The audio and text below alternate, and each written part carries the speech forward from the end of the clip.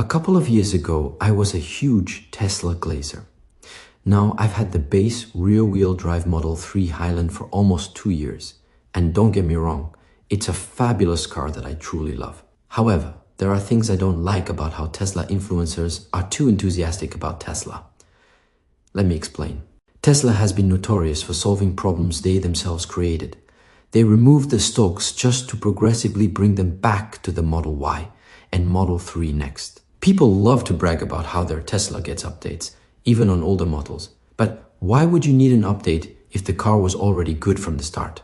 They removed ultrasonic sensors and didn't add a front bumper camera, just to release their own version of the 360-degree view, which is honestly pretty awful. Compare that to other car manufacturers who offer 360-degree view cameras from day one. They don't need a software update to improve a feature that already works perfectly out of the box. Tesla added Apple Music, YouTube Music and Amazon Music to the existing Spotify and Tidal streaming services. Guess what? Once again, they're solving a problem they created. If we had Apple CarPlay or Android Auto, we could use any service we want, including our preferred maps, not just music. They added games, YouTube, Netflix, etc. But for now, you can only use them while stationary because FSD is not ready. And at this point, I don't even know when it'll be ready. We just can't trust them anymore. Even if they eventually manage full autonomy, their chips aren't even powerful enough to run Steam games smoothly while parked. So when FSD needs massive processing power, those games will be completely unplayable. All these entertainment features are advertised for moments like charging, but again, Tesla is trying to solve a problem they created. With their 400-volt battery architecture, supercharging is slower than many other brands already using 800 volts. If Tesla focused on what truly matters, we'd have cars charging from 10 to 80% in under 10 minutes, just enough time for a quick break and restroom stop. Though to be fair, I'm not complaining about charging speeds right now. I don't go on road trips that often. Then they just released the 2026 refreshed Model S, still with a 400-volt battery architecture, a $100,000 plus car, while competitors already use 800 to 1000-volt batteries. And the Model S Plaid?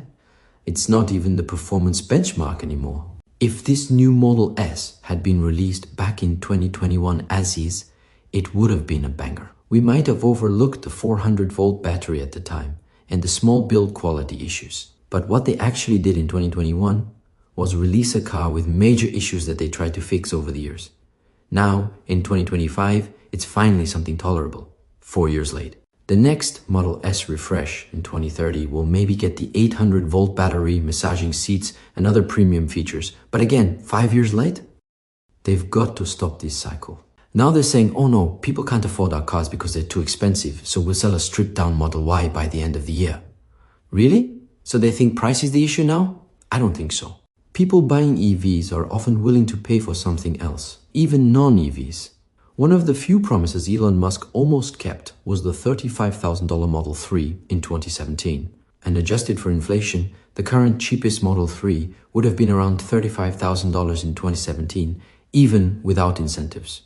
Price is not the problem. The cars are, especially their dimensions. People are ready to put Model 3 money into compact EVs like the Volkswagen ID.3, BYD Dolphin, or even the Renault 5, all of which have less range, less performance, less everything, except their perfect size. There's a reason the Toyota Corolla, Volkswagen Golf, and Honda Civic are among the best-selling cars of all time. And now you're telling me Tesla plans to release a stripped-down Model Y under $35,000 by the end of the year?